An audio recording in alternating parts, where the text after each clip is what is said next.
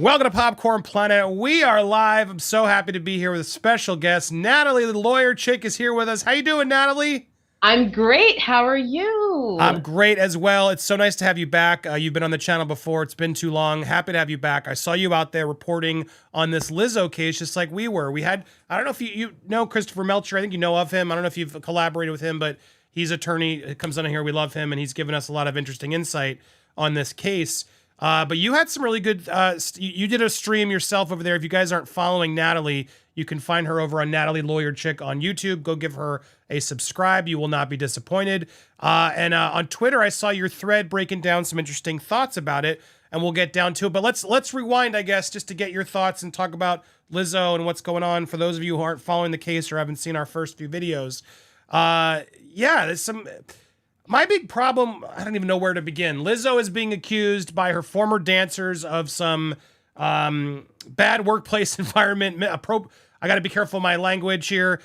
Certain, sexualized conversations and so on, taking them to clubs in Amsterdam, as well as the media keeps alluding to, apparently fat shaming and other things. But where my frustration came from in reading the doc on day one, I was like, the plaintiffs don't really explain that at all. And the media just sort of ran with it. And of course, all of Lizzo's critics were very quick to, oh, of course, whatever. Look, there may be issues here with Lizzo. It seems like maybe she needs to take a couple management courses or something. Yeah. Clearly, I think I'm not giving Lizzo a pass, but it does seem like there's a lot of this jumping in, and it feels like the plaintiffs almost used some sort of very loose, thinly veiled, weird language to imply that they were assuming it was because they were overweight. I noticed that you had a problem with that too. Do you want to speak about it?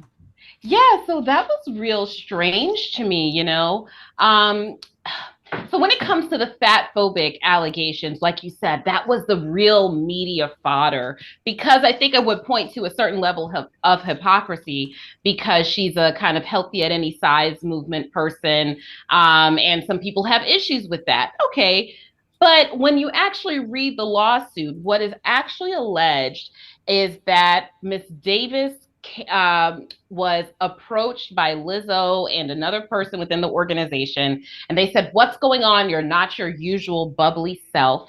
And she said she felt as though this was a thinly veiled reference to her recent weight gain, when they knew that she suffered from binge eating disorder, and that Lizzo had previously commented on her weight. She didn't say how Lizzo previously commented on her weight, in what way it was referred to. We shouldn't be commenting on people's weight in the workplace, but I would like to know exactly what was said. And it's incumbent upon someone filing a lawsuit to plead the words that you say give rise to the action. And they just didn't say what she said. She could have said, "Ooh, girl, you're looking thick," or, you know what I'm saying? Like, something, kind of like positive, or she could have said something negative, but we don't know what it is.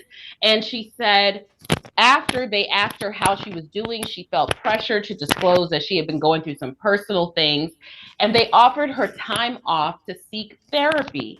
And I said, okay, I'm sorry, I just don't see how that would give rise to any type of action for harassment or workplace retaliation. There was another allegation that Lizzo had on the show. Basically, the showrunners were pressuring them to pose naked, and she said she didn't want to. And then you get to the end of the complaint, and it says, well, they allowed her to wear something like nude colored underwear in order to accommodate her. And then not only did she, win on the show, she goes on to work for Lizzo and then tries to negotiate working for her even further for more money. So the whole thing, as far as fat shaming is concerned, that didn't make any sense to me. It didn't come across as well supported on the face of the complaint. Let's put it that way. Yeah, well said. Also, Carol, I think the cord on your mic or something is see if you can move it a bit. It's causing some feedback. I just don't want them to get annoyed hearing you. Sorry about that. Sorry. But yeah, well said. All things I was noticing myself. I'm just like, some of this stuff just doesn't make any sense. Now, all that said, you brought up another interesting point, which we hadn't talked about in our previous thing, which is the fact that this is a club in Amsterdam, which is one thing I found very interesting. They're in California. There's a bunch of just question about, well, where is this? Where is this? How can you file this lawsuit? Where's the jurisdiction? And brings up a lot of interesting questions about this in general, because I think everyone's in agreement. Yeah, you shouldn't be taking your employees to these clubs. They shouldn't feel obligated to go to these clubs. Right. Doesn't matter how sexual you are, Lizzo. Great, good for you, but you can't make your employees deal with that. Like, that's the Sure. frustration of her Yeah. comments. It's like I guess let me start there. What did you think of her response? Like, did you find it a good response legally and just as a person? I'm always of the mindset, and I'm sorry if I'm doing something here probably that's giving feedback. I'm really No, it sorry. sounds good now. Oh, okay. So I'll just try to sit back. All right. So I'm always of the mindset of say nothing, fight your case in court. But there is the PR angle of things. And, I'm not a performer, I'm just a lawyer. And that would be my, advice first and foremost, don't say anything. But her statement can be taken one of two ways. It could be read as defiance, like, I didn't do anything, this is outrageous, and I'm not taking accountability. Or it could be like, where the heck is this coming from? There is no basis in reality for this righteous indignation. And so I think the way that people read this statement is going to depend on how they feel about Lizzo already. I don't think it's going to change anyone's mind if that's what she was looking to do. But she's not saying, hey, I'm sorry, I did something wrong. She's saying, I've been completely misinterpreted and everyone is wrong about me. That's a bold take. Yeah, well, so updates since then. So since I have you given sort of a broad overview for those of you who have been following, but I want to now, since the response, which we've broken down, and if you missed it, check out Natalie's video. You can also check out our previous two installments to break down what's going on here. But now, two things happened. One of the most damning things we saw was that one of the plaintiffs, Miss Davis, was caught on video allegedly after all of this happened, gushing over Lizzo, Yeah. just very believably smiley, big-eyed, like clearly performingly well, whether she's making it up or not. Just not a good look to then say, okay, so you can lie about this. She has now responded to that, and Davis says, of course I wasn't going to say anything negative about the camp while I was still in it. Right up until the last minute, I didn't realize how bad it was and how much I was being taken advantage of. I just genuinely wanted to save my job. This video further explains how much I was trying to please Lizzo, but it was such a toxic work environment because throughout all the abuse, I was still trying to please her and make her think I was good enough. This video was done before the bulk of our allegations occurred. That's the big question. And this was just me grasping at straws and my last attempt to make her see how committed I was to being loyal to her and to her camp. Christopher he was like, nope, this is really bad for her. It's very easy to now say, well, you can lie here, you're gonna lie anywhere. What do you think of her defense of this, and what do you think of her video? Do you think that hurts the case? Do you think she's saving herself with this reply? Yeah, so I think that I have a more nuanced take to it, and I can see why Chris would say that. Absolutely. Look, let me take it from Chris's point of view. From Chris's point of view, or as any attorney, if you're the defense, you're pulling that video and you're cross-examining her with that video. And you're saying, look how great she said she was here. Were you lying here? Or did you lie in your complaint? Or are you lying to the jury? But you lied somewhere, right? So, of course, great fodder for cross-examination. We are, as a society, and mental health professionals, if they have the money to go and get a professional, we are, as a society, understanding better that people in situations of abuse, be that workplace abuse or intimate partner abuse, will do things like defend their abuser, gush about them, fawn over them, because they want the favor of the abuser in order to make the abuse stop. That is an argument that the plaintiffs can make when they present their case, if in fact it goes to a jury. But personally speaking, I come down more on the side of, with the way that the facts are alleged in this case so far, right now it's indicating to me some type of dishonesty. That's how it's coming across to me, but that doesn't mean that that's the case. That's just my lonely opinion, you know? Yeah, no, I agree. There's a lot to digest here. It does feel like there's something somewhere in the middle of all of this. Like, I guess that's it's like Mhm. my takeaways, and I'm curious yours now. Just stepping back because there's a couple more. Well, just let me make sure I have all our updates. That was the big thing, as well as the lawyer has responded. Lizzo, I mean, sorry, the dancer's lawyer. Given Lizzo is denying that any of this happened, let's take it to trial, said the president of the West Coast Employment Lawyers. More witnesses are coming forward every day, corroborating the plaintiff's allegations. So we're looking forward to facing Lizzo and her team in court. That was the big sort of response back. And then we also had, I guess this was the same, the Lizzo's dancers responded to her statement saying just how dismissive and an utter lack of empathy. I mean, it's really now just coming down to what he said, she said, is ultimately what this is about. And as I was about to say, like, I see it's probably somewhere in the middle. It seems like Lizzo maybe is a bit tougher on her employees than maybe she is seeing. And these employees also do seem to be over exaggerating maybe a little bit on some of this, or their lawyers are, or whatever on behalf. And it's probably somewhere in the middle is what we're realistically going to see here. What do you think is the outcome? Do you think either side is more poised to have an advantage? Sure. So first and foremost, what I'm thinking, I'm kind of thinking in steps. And so I think first there's going to be a motion from Lizzo's attorney to just dismiss the case altogether.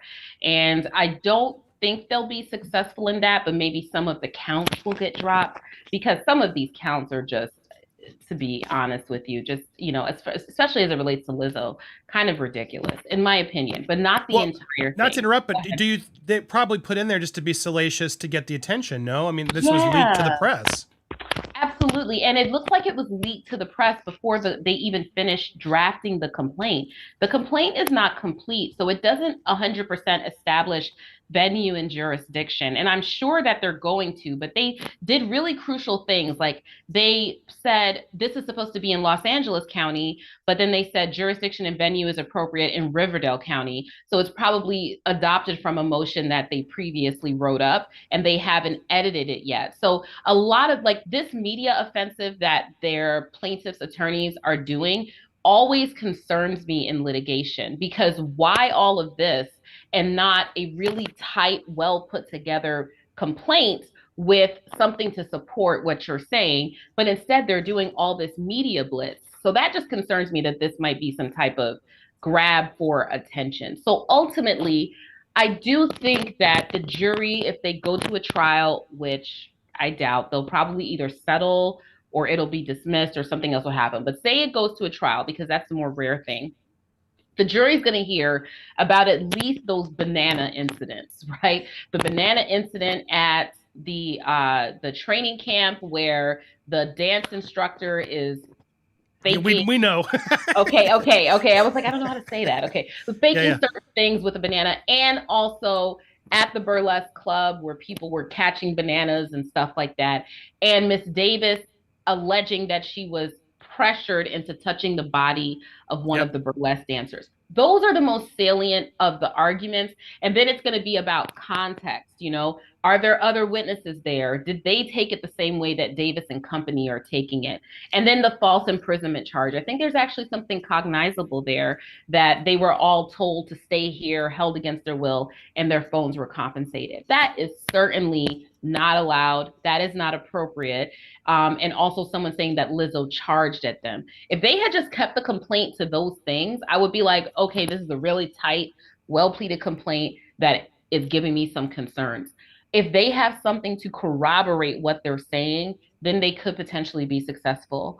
But so far, there are contradictions within the complaint itself, within their behavior from outside of it, like what they're doing in the media right now, that make me question whether or not they're going to be able to prove it once they go to a jury. I mean, should they be proving it now? They should also, I mean, they should be keeping this evidence for the trial, right? They should, but then they're sure putting a lot of stuff out in the media, right? Giving all Yeah. these interviews and stuff like that. That's what's really kind of raising some red flags to me.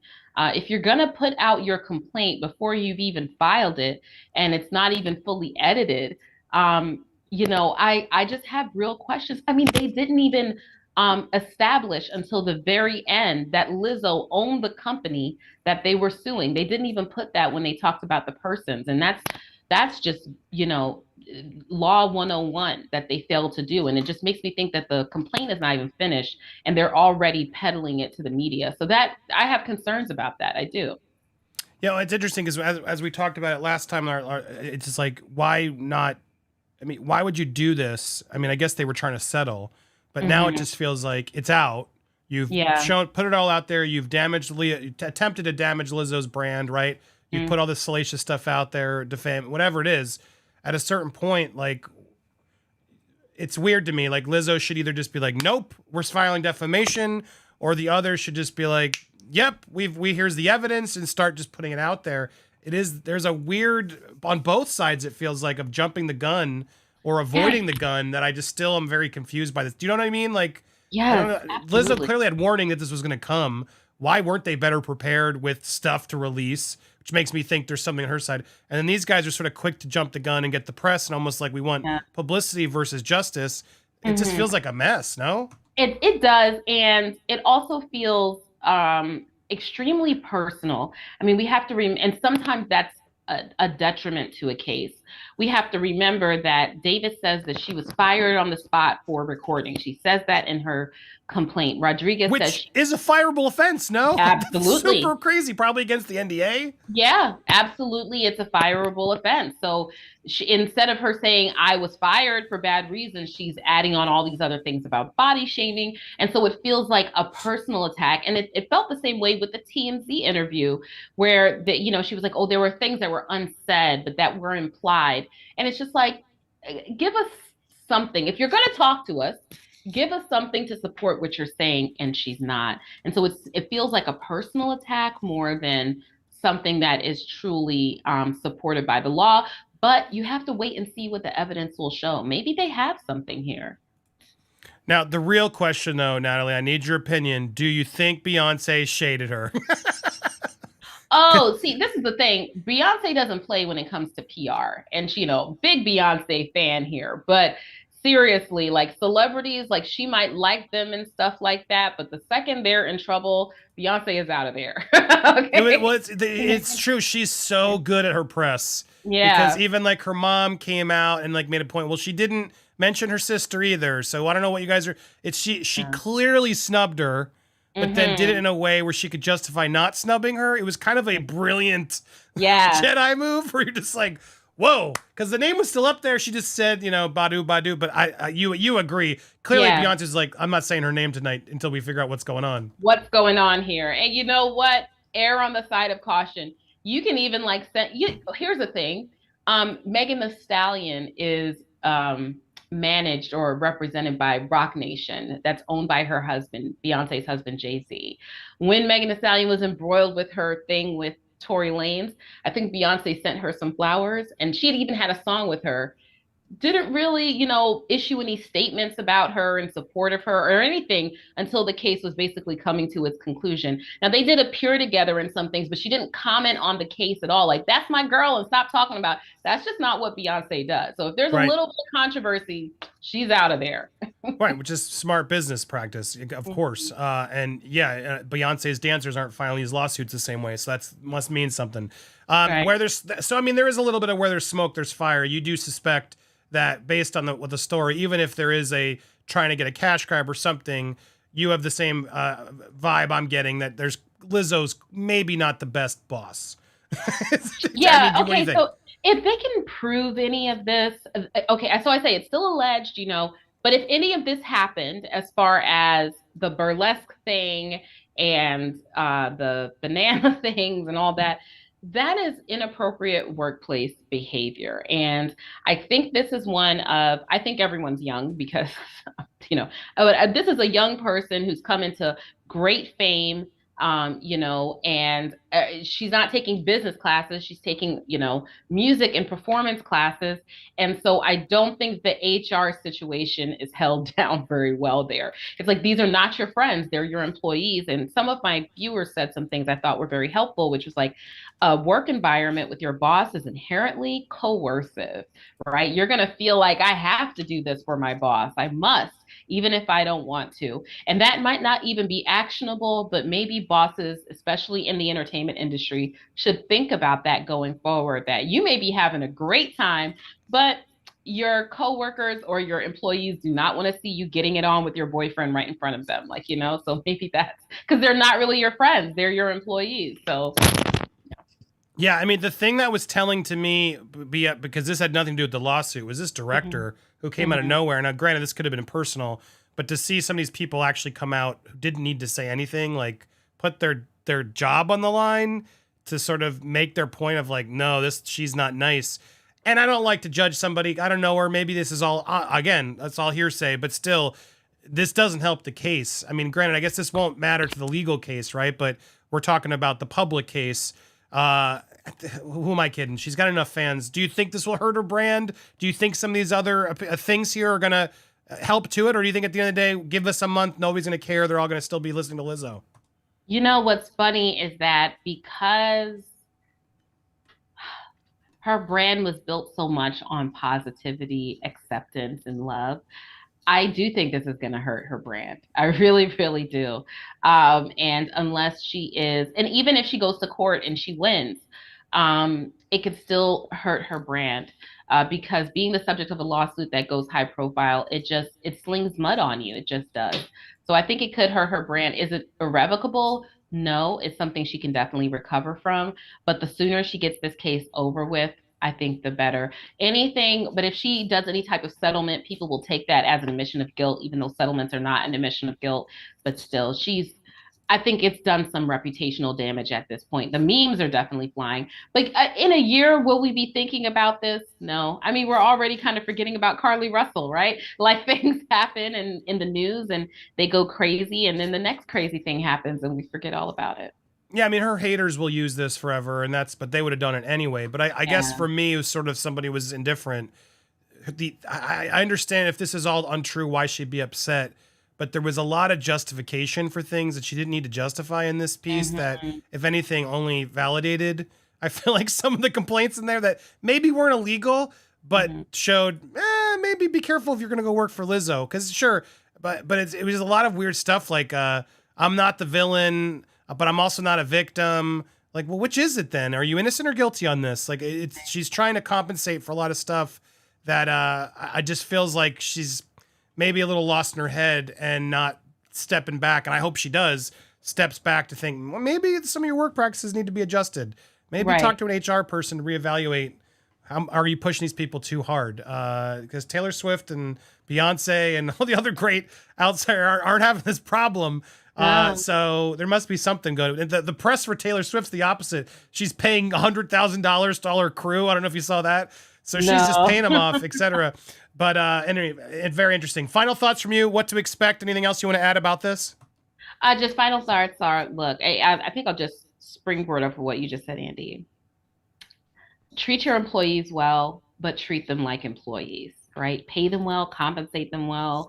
It's okay to take a little bit of a pay cut. I bet you if those people have been getting paid during the time that they weren't working for her, but they wouldn't let them go and work for other people, if she had been paying them well during that period of time, these lawsuits probably wouldn't even have been filed.